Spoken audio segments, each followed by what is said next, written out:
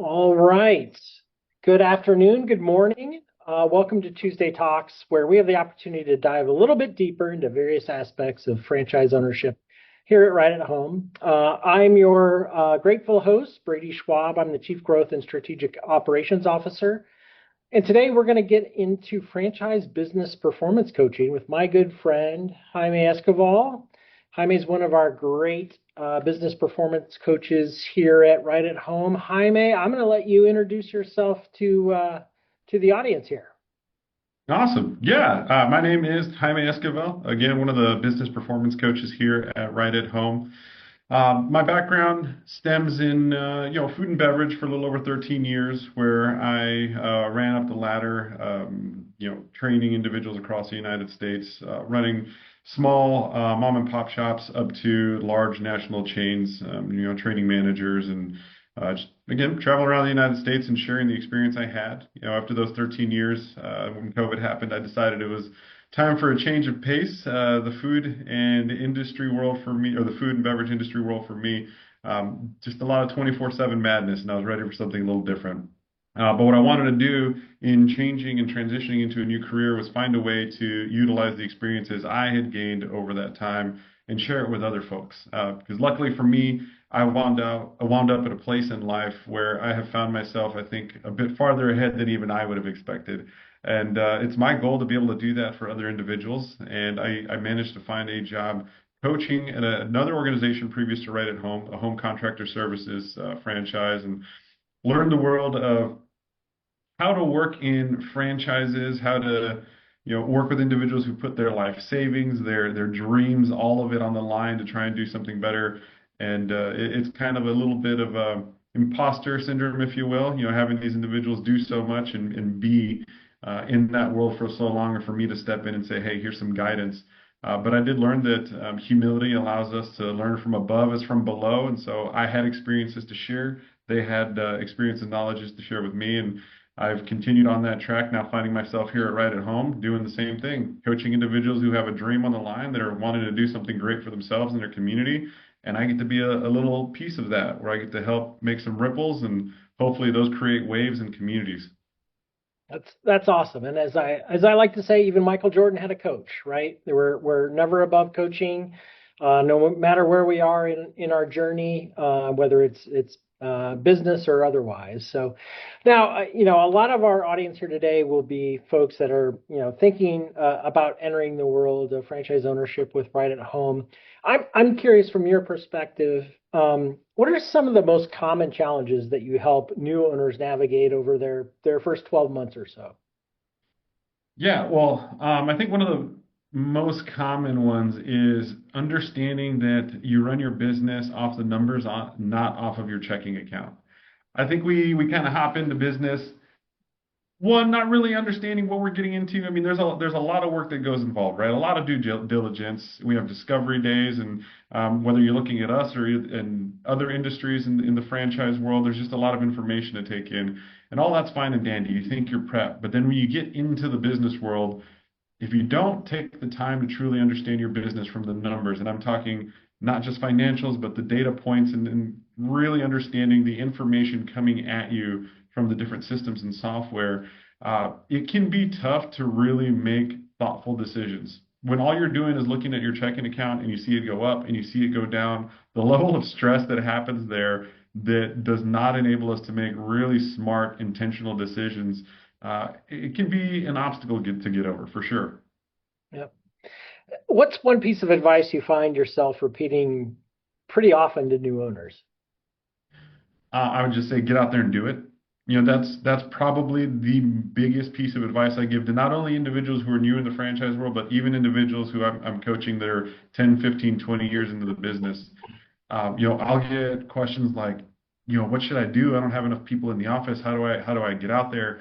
I'm really thinking about doing this hire, but I've got some of this analysis paralysis. At the end of the day, just do it. And for this simple reason, right? If you make a decision and it's wrong, you will now know what direction to go. If you make a decision and it's right, you'll now know, hey, glad we did it. We're headed in the right direction. If you fail to make a decision at all, you do nothing. You know not where to go, not what direction you should have gone. You sit in the same place, complacent, stagnant, and there is no growth. So just make the decision and do it. That's great. And I always like to say, if you're really sitting there spinning in your anxiety, it's the world telling you to take action. And I think that's very much in keeping what you're saying here. When you start working with a franchisee, so will franchisee will come through the Right Star program and then kind of graduate to the business performance coach. How do you quickly assess where the most critical support is needed, the things that particular owner really needs support with first? Well, that's kind of the beauty of being a part of a franchise, and especially one like ours, where we've got a robust support system already built in, right? You're going through Right Start onboarding with your onboarding coach, and there's information being shared along the way, right? You're with them for a period of time, anywhere from 2 to 6 months, as you kind of get your feet underneath of you and start moving the business forward. And then I, as a business coach, I'm actually in correspondence with your Right Start onboarding coach from right at the very beginning. Even though you may not see me right away, I'm starting to get information, starting to understand what direction the individual franchisee that I'm going to be working with is headed. I'm starting to learn some strengths and some weaknesses. I'm also starting to understand where the business might be behind schedule or ahead of schedule. And then I'll actually kind of start joining every so often as we get closer to the point of what we call graduation. So at that point, when you graduate over to your full business performance coach, I've not only got a good database of info on you and where you've been, but I've also kind of slowly been introducing myself so the relationship can get off to a pretty good start, right? Yeah. Then from there, that first conversation, it's really just a download on both sides, right? We need to have a relationship that's built on trust, right? Because truth and grace need to come together, and that can't happen unless there's trust. So we'll get to know each other a little bit. And the other part of it is that, we're just transparent, we're honest. And so I will say what I see, and I would expect the same from the individual I'm working with to share with me so that I can make sure that I adapt to the style that's going to be best for you when it comes to coaching. Yeah. So that's a lot of kind of, you're watching these folks as they move to your world, and you're really calibrating around that particular owner and the journey that they're on. Um, how does an owner get the most value out of you? Like how would you coach an owner to use you as a coach? It's kind of simple. It is just ask the questions, right? It gets hard sometimes, I think, for individuals who are starting a business because you've got 100 things coming at you at once every single day. And it changes from day one to day two to week three to month four, right? And there is a conduit available to you at all times. That's me. And I mean, there's tons of other support here, right? We have plenty of departments that offer support, but I make it very easy for you to just ask a question so that I can give you the right piece of information, or that I can plug and play the different SMEs, or what we call subject matter experts around here, into position, right? So it's the simplest way to go about it is just ask the question. There's no dumb questions. There's only good questions because there's only good data points. And when you bring something to the surface, it might help us smoke something else out that's really worth diving into. So just don't be afraid to use me as your coach. That's great. So I was on an Invite to Discovery Day call earlier this week and got a great question from the candidate, and I'm really curious how you might answer this.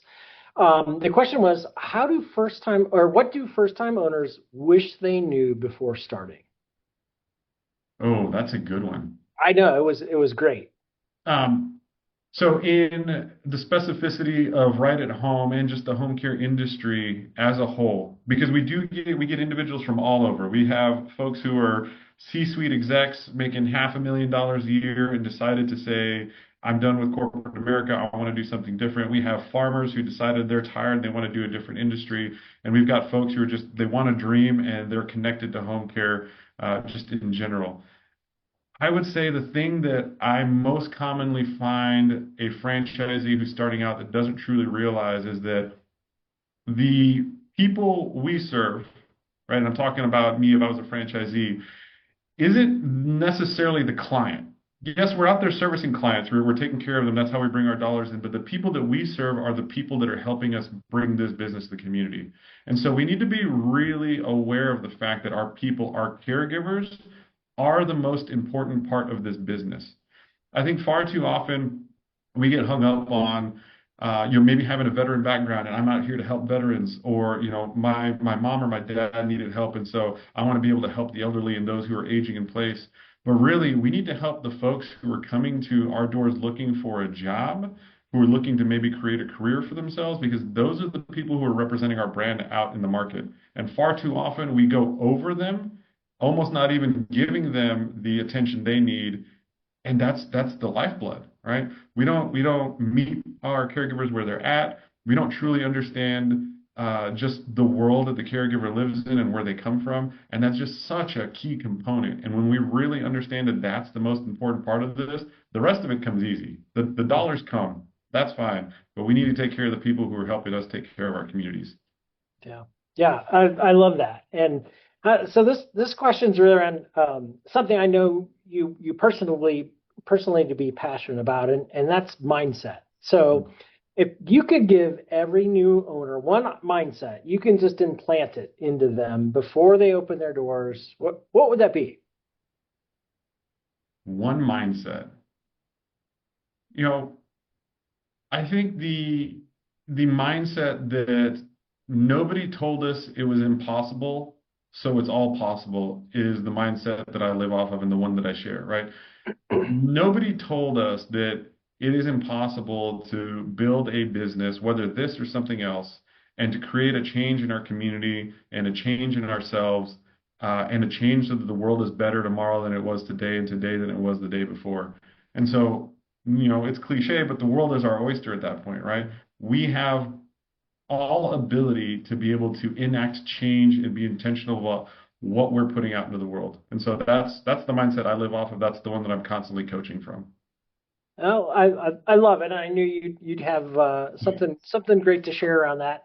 I'm curious if you have any stories of a franchisee or somebody that you were coaching, making a small change in their business that you really help them identify or execute that really kind of changed the trajectory of their business. Yeah, I got a few, but one that's top of mind for me right now, because I've actually been using it a lot lately, is we have Brian Cook out of Lee Summit. He's about a year and a half in now. When I started working with him, one of the smallest levers we could pull, it was the lowest hanging fruit there, was that he absolutely hated social media. Like, that wasn't his world. He didn't post on Facebook. I don't even know if he had a Facebook, certainly wasn't on LinkedIn. And it was just a piece that was missing, because one of the ways that we can target our various pieces of the market, right, whether clients or caregivers, is through social media interaction, in this case, Facebook. So I said, here's the deal, my man. Just make one post. You can even use AI. I'll even show you how to use ChatGPT to create a little synopsis of you, but just introduce yourself to the community. And he's like, I'm not a big fan of it. I don't like it. And I just said, just be intentional about it. One time a week, just try it. Very first post, picture of his family, not even right at home related garb, anything. His two kids, him and his wife, posted in a community Facebook group. I think it was like 100 comments. I don't know how many likes. The phone started ringing. He got two clients off of just himself introducing Right at Home and Brian Cook to the Lee Summit area. And that was what it took for him to say, yeah, this makes sense. And so since then, he's been very consistent. He's grown that social media presence. He's been a lot more active. And I mean, it just bore fruit, right? So that one's top of mind. Yeah, no, that's great. And talk about just getting started, just get out there, and that kind of leads me to this maybe the other end of the spectrum or adjacent to that. But where do you see owners, especially new owners, sometimes overcomplicate things? Maybe in that first year. Analysis by paralysis. I did mention earlier it's important to understand your business from the financials and the data point, and that's still 100% true, right? We need to understand a few different metrics, billable hours, revenue, things like that. And we need to understand what our P&L is telling us, gross margin, those pieces, they all make sense. But there is a certain depth of information that we just don't need to get into. A couple of franchisees come to mind right now where, I'm copied on some emails that they're sending out to their vendors because they got an individual $15 charge and they don't understand where that came from. And that's just one of maybe 5 or 6 emails going out where they're looking at these pieces of information that aren't moving the needle, right? Like, I understand. We want to save our money. $15 spent is $15 lost. I get it. But the amount of time it took to research that, go and send an email, spend your day kind of worrying about that, looking for a response, so on and so forth. I could have made that Facebook post, or I could have walked out of the office, got out from behind the computer, and put my brand in front of people where it's going to make a difference. I could possibly bring in a client or build a relationship. You just can't spend so much time behind a desk. Like I said at the beginning, get out there, do it. Mhm. So then this may build off of that, but in your mind, in your experience, the owners that continue to grow year after year, and versus the group that maybe struggle to get some momentum, what do you think separates the two? What are the habits or disciplines that you think the strongest owners tend to build really early that continue to pay dividends year after year after year, even as the business changes or the industry changes? Yeah, I What mean, it goes back to that mindset and not losing the fact that you can continue to build so long as you want it, right? Like nobody's telling us we have to stop. I think when we become happy or complacent with where we're at, then we tend to lose that traction. And I think we know some individuals on this call might have owned businesses before. If your business isn't growing, it's dying. And as soon as we stop, as soon as we no longer make another step forward because we feel like, oh, this revenue amount is fine, this billable hour amount is fine, I'm living the life I want to, we're going to immediately lose traction. Or a better example would be the flywheel starts to slow down.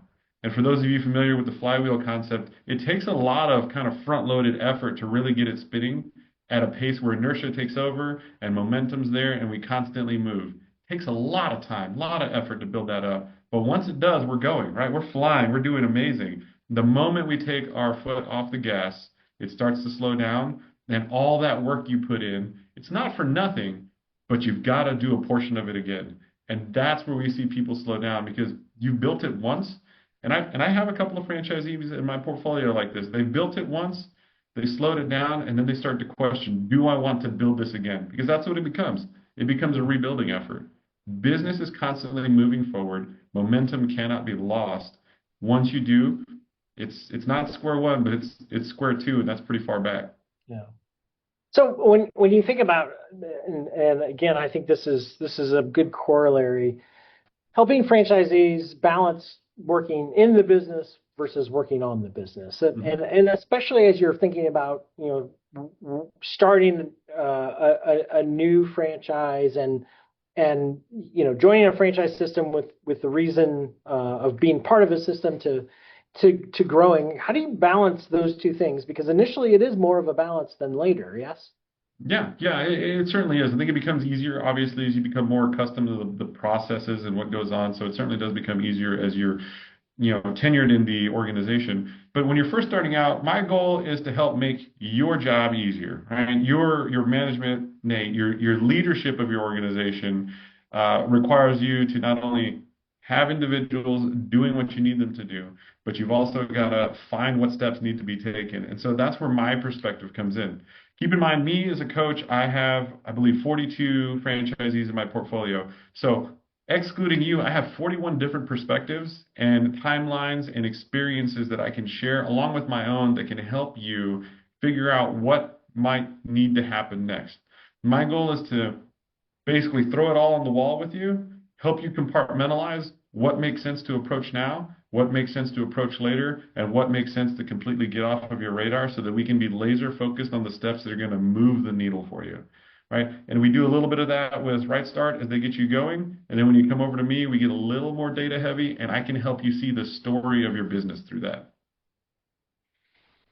So thinking of maybe another aspect of this, how do you coach owners through the emotional side of business ownership? Like it's stressful, there's uncertainty. You talked about it, this is kind of burn the boats kind of moment. And there can be crisis of confidence and there's setbacks. Mhm. What role do you play kind of more on that emotional side? Well, there's a reason they call us coaches and not consultants, right? If I was a consultant, I'm just going to tell you what you need to do. You go off and do it, and maybe I hold a little bit of accountability.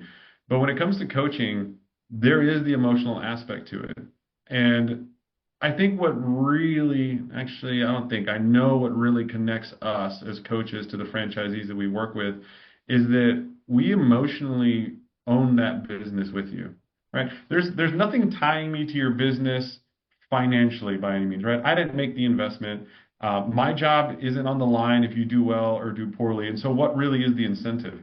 And the incentive, honestly, is that I want you to succeed and live the dream that you're wanting to live, right? You have a vision. It is my goal to help you get there. And that means that sometimes we have to have some difficult conversations.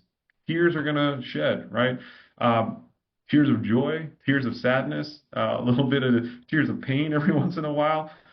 But we're here for that ride.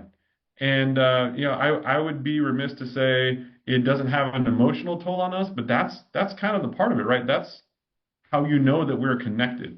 It's not just me showing up here at the office to say, hey, I gotta type some emails, I gotta send some data. I'm here to help you do what you want to do, and that means we're gonna talk it through. We're gonna cry it out. We're gonna hug it out. When I visit you in your office, we're gonna love it out. Like we're connected. Yep. Yep. No, I love it. So switching from more of the emotional side to more of the maybe unemotional side. So you talked a Mhm. little bit about metrics. So what KPIs are you most focused on when you're coaching franchisees, and what are the metrics that you think are just the ones that um, are evergreen, that regardless of whether you're new or you've been in the system for 25 years, are the metrics that really are the health, the lifeblood, the pacing of the business. Yeah, I would defer to the P&L, and I would say we're going to focus on top line revenue, top line billable hours, because those play a game with each other that we can get into a little bit later. But those are going to give us gross margin, and gross margin is what tells us if the rest of the story is going to be possible or not. Did we make enough good decisions in how we bill and how we pay, and what revenue sources that we're choosing to offer, right? Revenue stream, excuse me, for us to be able to pay the bills so that we can pay ourselves, so that we can also reinvest in the business. So billable hours, revenue, we look at them on an average weekly basis to understand if there's trends going up or going down. And then we start getting into some of the heavier below the line stuff, administrative costs being one of the major ones, and all other operating costs. Now, some people would say the next important one would be net profit or net loss. I'm not a believer of that. I do believe that it can tell you a little bit about your business, but what we look at is what's called owner's discretionary profit. And what that is, it's a little calculation of the way I like to put it, are you living the life you want because you run the business the way you're trying to run the business? So owner's discretionary profit includes your compensation in any form or fashion, depending on how you've incorporated the business. It includes your net profit or loss, and it includes what we call add backs. Do you happen to have a company car? Do you happen to enjoy a golf sponsorship for right at home because you enjoy playing 18 every once in a while, right? That really tells us the health of are you getting what you want out of this business? Mhm. Mhm. I love that, and as a part of the franchise system here at Right at Home, how do I know as an owner and you as a coach, how do I set goals? How do I know how I'm performing against the rest of the system? How do I play against the best? Yeah. So kind of two parts to this, right? There is the part where we compare, and there's the part where we kind of create vision or vision cast. On the comparison side, we got plenty of data. We have benchmarks from Activated Insights across the entire home care industry. We have internal benchmarks that showcase how we're doing as a network, is what we call it, and then how we compare across the network. And even subdivided from there, we can take a look at state, at region, at size of business, at age of business, so we can get an understanding of where are you in the playing field amongst these other players in this game, right? So that's how we can create some goals in a simple version. But the other side is the vision casting side, and that's where some of the tools that we bring in as coaches really come into play. One is the strategic business plan.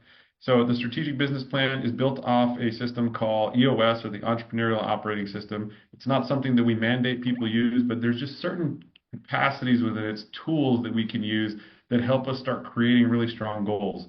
We start with a vision. What does this look like in 3 years? I don't want to know immediate goals. I want to know, does it look like Susie Q is working in the office 4 days a week? We have a district office. We have, 3 territories. Just the picture. We break that down into a 1 year plan. So if we're going to hit this 3 year kind of picture, in 1 year, I do need to do these specific things, these annual objectives. And then from there, we take bite-sized chunks, right? We talk about revenue, we talk about hours. What does that look like each quarter? And from there, how do we calculate what we're going to do in the next quarter? And all of these tools, they're all encompassed within the strategic business plan that allows us to do that. And that plan's updated, or how do you, this is a little bit of what's the coaching cadence that I can expect, and how do I work against the plan with my business performance coach? Yeah, absolutely. So you'll get a kind of version of the strategic business plan with your Right Start coach. But again, they're really more procedural and step by step. Once you get to your actual performance coach, we will take a look at that and we'll build it out, meeting usually weekly at the beginning. So once you transition from Right Start onboarding to me, we're meeting weekly, probably for a period of 2, maybe 3 months. At that point, we're going to go bi-weekly for a little bit. And then it really depends on how quickly you acclimate to this business and keep moving, right? I've got some individuals who within 4 months, we're meeting monthly. I've got some individuals, I'm meeting with them biweekly, 6 to 8 months in, because I know that there's value in that meeting, right? So there's no time limit to what you get with me. The only time limit being my calendar, right?